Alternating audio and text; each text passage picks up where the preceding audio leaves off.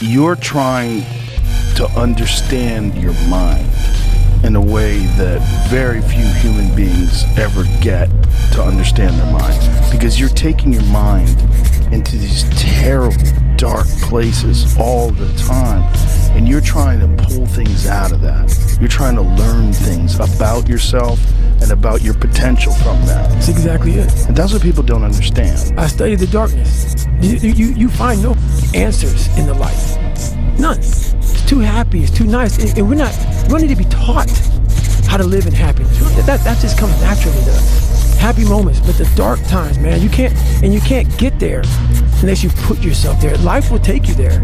But when you get into those dark moments, that's why people, how are you able, man, I couldn't read and write till I was a junior in high school. How are you able to write like this, man? I go to such places in my mind and I study the darkness. It's not just physical.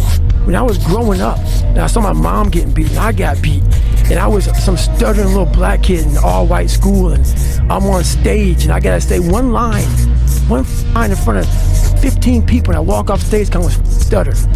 All those insecurities and all those things, man, I used to go home and cry, like, oh my God, man, I'm so f***ed up. Hang on, man. As I got older, we gotta study it, man. The only way we're gonna get through this is if we study it. So every time I'm in a dark moment and life's f***ed up around me, whether it be physical or just life, I get in it, man, with a pen and paper. I'm like, okay, this sucks. I can feel like I'm losing my shit, but let's study this. Let's come out of this motherfucker genius. You know, I studied the black matter of the mind, the dark matter. You know, like Stephen Hawking. That's his name. I said it right. That motherfucker studied the space and shit. Yeah. That's where I consider myself, man. You know, I was on a journey, just like you said. I mean, you couldn't have said it any better. And so many people get it wrong. I don't give a fuck, man. You can't. For me, I cannot help people. There's a lot of cookie cutter shit out here in this world. Oh, discipline, wake up early, take a cold shower. But what they don't teach you within the cookie cutter is like our minds are like a garage. And the garage, if you open a garage and it's all cluttered up, it's all up, you can't put your car in there. You got boats and you got kids' toys and shit everywhere.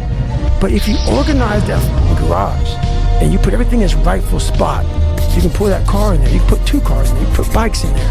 And that's like with the mind. People talk about discipline, determination, you know, repetitions and all this. Consistency. Why people fall off the wagon so often is because their mind is full of it. There's no room in that mind for discipline. There's no room for consistency. They may do it once or twice, but then the mind takes over and that cluttered garage comes in, and then it's like a circuit breaker, man. The circuit breaker just overloads and sparks. And our minds, that's our mind, man. It's like a circuit breaker that has so much in it, you keep on loading it, you can't put any more into it. I talk about it in there, man, so much about clearing space in your mind so that you have room for all those disciplines.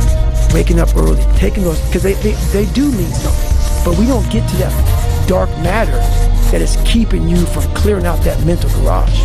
That's a good way to put it, because that is the mind of most people, is filled with stuff that they have to move around to get to what they want, and it's constantly piling up and shit, unorganized. And organized mind, man. You look at, I gotta take care of the kids' schedules all f***ed up, my husband, my wife, you know, I'm going by McDonald's to get this, I'm rushing my schedule, everything's just, I wish I was doing this, but I'm doing that. That's it. And that, and this. I want a raise, but I can't get one. That's it. Boss the asshole. Where's greatness in that, man? Yeah. You can't fit discipline into that. You can't fit structure. You can't fit consistency. You can't fit the grind. And then when you try, it just gets overrun by the clutter in your mental garage.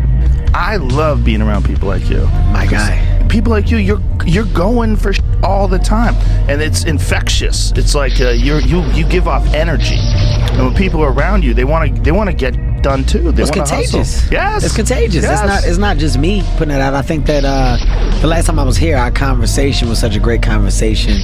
Like when we were talking, and I was telling you why I live the way I live, why I am the way I am. you springboarded, then you said, yeah, because Kev, for me, I've been doing this, and we had this yin and yang thing going.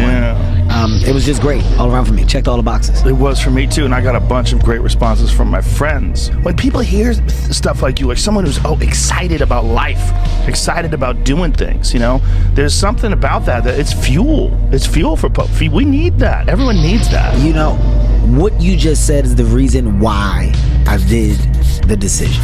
You said people need that, it's fuel. Yeah. Right?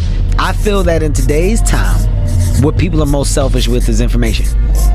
Nobody wants to give information. You gotta ask for it.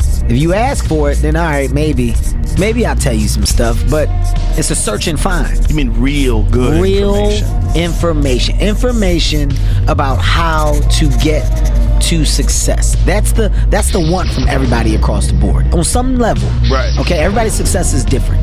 This doesn't mean fame and stars. I'm not talking about that level of success for everything. I'm saying whatever your version of success is, to get to it, information from someone that's done it or that's partaken in it in some degree will only add to the value of your journey. It's only going to make it easier. It's not to say that you got to do what they said. With that information, you're able to process it, maybe use it, maybe not. Right. But you got it. Right.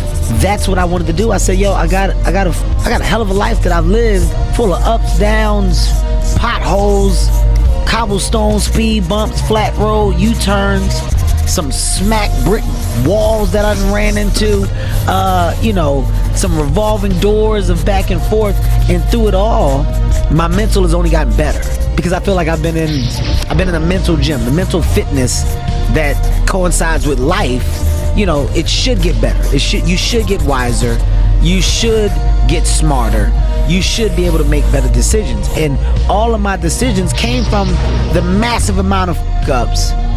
And I can now share those fuck-ups. I can now share the rights and the wrongs and the way that I handle all of the things that I've done.